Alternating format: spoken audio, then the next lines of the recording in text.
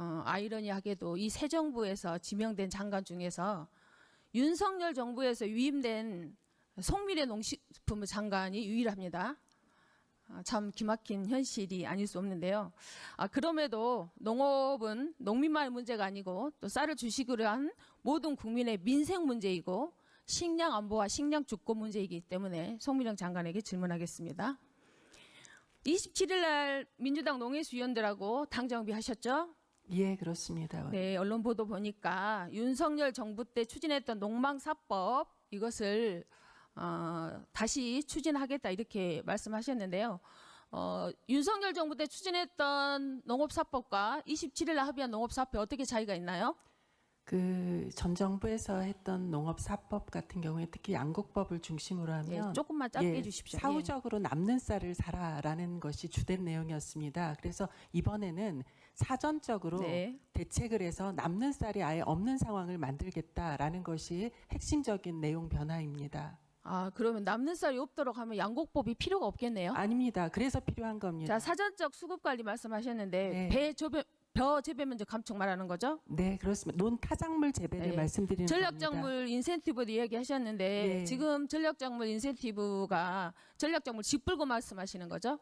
직불금 네, 직불금을 2,400억 지금까지 지원하고 예. 있는데 앞으로 4,000억을 늘리겠다는 건데요. 액수는 정확치 않습니다만 네, 의원님 언론 보도를 예. 두고 말씀드린 겁니다. 네. 자, 그러면 윤석열 정부 때 추진했던 벼 재배 면적 감축, 그다음에 인센티브 전략작물 재배에 따른 인센티브 지급 그때나 지금하고 뭐가 바뀐 겁니까? 그때는 바뀐 게 없어요. 아닙니다, 그런데 의원님. 그때의 조건하고 지금의 조건이 바뀐 게 없는데 이제는 조건이 바뀌었으니 이 법을 추진할 만하다. 추진할 여력이 있다. 이렇게 말씀을 하셨어요.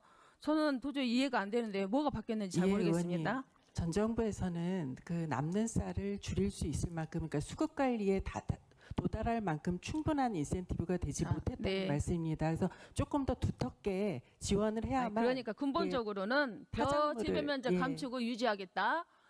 벼 재배 면적 감축에 따르는 전략 작물을 육성하는데 그에 따르는 직불금을 확대하겠다. 이것은 윤 정부 때 했던 정책이에요. 갑자기 바뀐 정책이 아니라는 겁니다. 자, 그리고 장관님께서는 그동안 쌀 과잉이 쌀값 과잉 생산 때문이다 이렇게 이야기를 하셨는데 우리 쌀의 과잉 생산이 문제가 아니라 지금 40만 8천 톤 매년 5천억 정도의 예산을 투자해서 40만 8천 톤의 수입쌀이 들어오는 것이 문제의 원인입니다.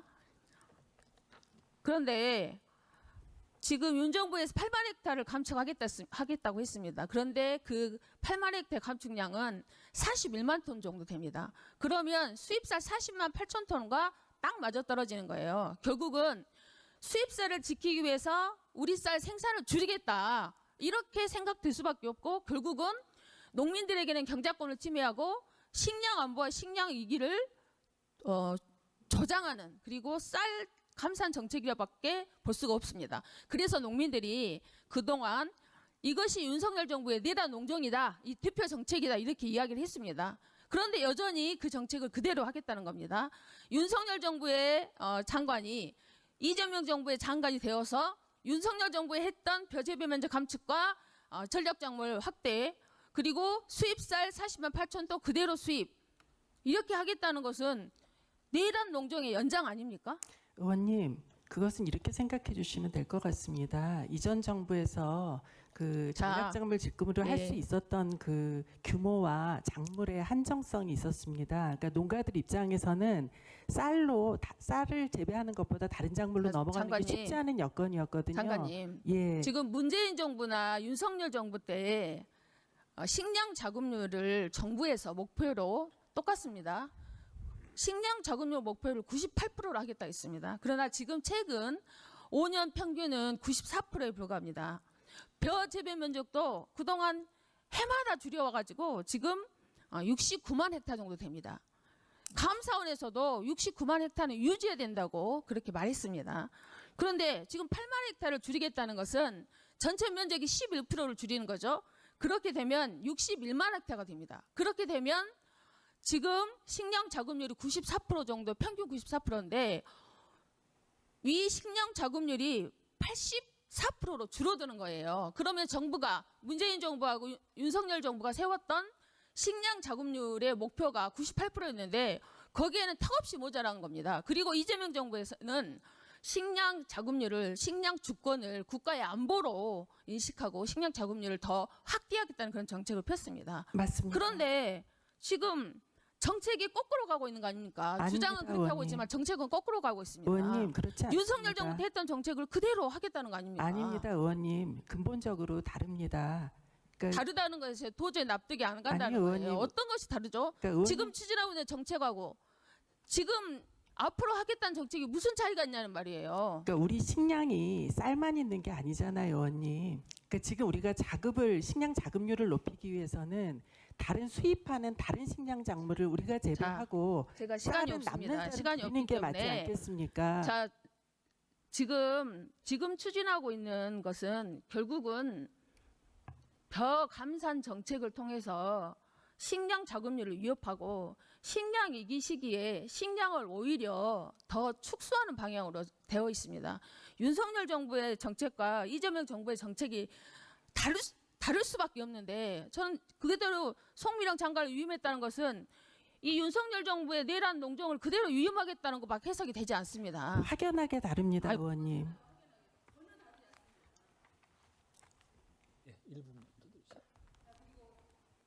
예, 그리고 지금 이재명 대통령께서도 후보 시절에 쌀 의무 수입 물량을 감축하겠다고 얘기했습니다. 그러면 지금 쌀 의무 수입은 30년 전에 당시에 물량 기준이었던 소비량을 기준으로 한 것입니다. 지금 최근 3년 소비량을 기준으로 계산해 보면 약 47% 정도가 줄었습니다. 그래서 이 기준으로 계산해 보면 약 19만 톤 정도를 줄일 수가 있습니다. 이렇게 줄이려면 대통령이 약속했고 정부에서 이것을 줄이려면 쌀 재협상을 해야 되고 그렇게 하려면 시급하게 이것을 대응하기 위한 TF를 구성해야 된다 봅니다. 이 관련해서 혹시 대응 관련한 TF 등을 포함해서 준비를 하고 있습니까? 공약 사항에도 있는 사항이기 때문에 저희가 신중하게 검토하고 있습니다, 의원님. 네, 제가 계속 말씀드렸는데 결국은 지금 민주정부의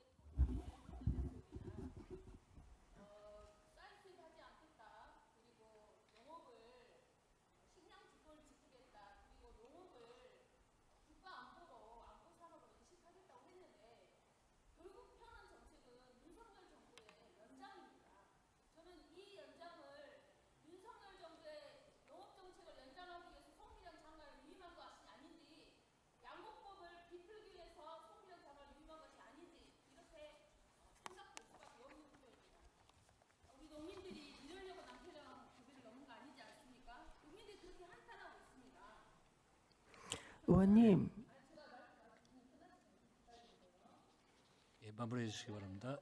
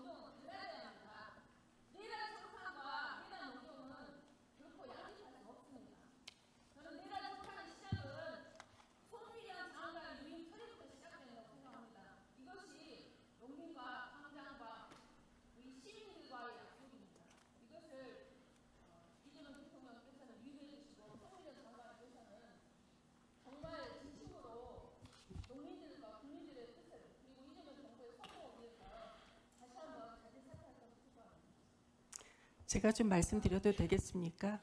예. 위원장님 허락해 주시면 네네, 잠깐 말씀드리겠습니다. 예, 의원님 질타에 대해서 겸허하게 말씀 듣도록 하겠고요. 다만 그 사실과 다른 부분에 대해서는 좀 저도 이야기를 해야 될 것 같습니다.